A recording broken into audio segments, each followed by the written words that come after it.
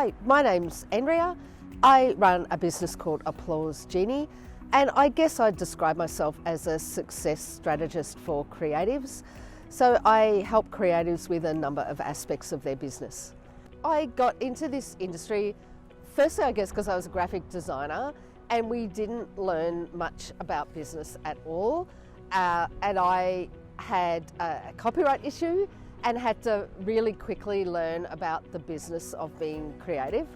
Then I went into a whole career change and started managing music venues with original artists and was extremely frustrated by the fact that none of them seemed to know much about their business. And I guess it just led from there. And yeah, I found myself telling people how to manage their businesses. Then I actually wrote a small music business course. That one of the TAFEs took that up as a night course, and I ended up finding myself in an industry where I was training creatives.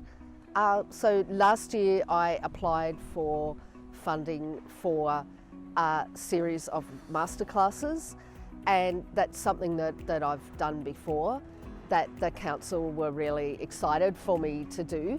So I decided I'd apply for RADF, and that was for 10 masterclasses for creative people, all based on aspects of their business that they needed more information or assistance with. So things like marketing, tax, business planning, copyright and IP, crowdfunding, or all sorts of different types of things.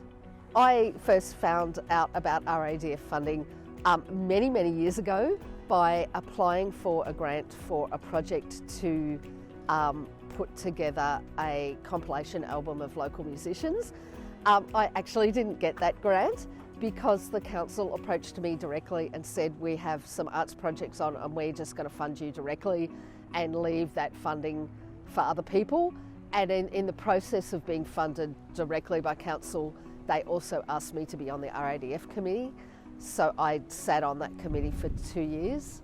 Part of the process is originally doing an expression of interest, and to do that you talk to the cultural officer at council, which is Elaine, and she will run you through, if this is the right grant for you to go for, or maybe you might need to put more depth into your project, or maybe there's a different bucket of funding that you need to be looking at.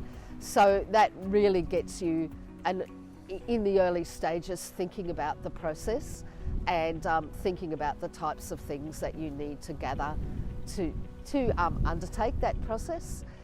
The tips that I'd have for people applying for the grant is definitely start early, because I think some of the things that you may need, like quotes, letters of support from the community, those people are not necessarily as invested in the process as you are, so they may take a long time.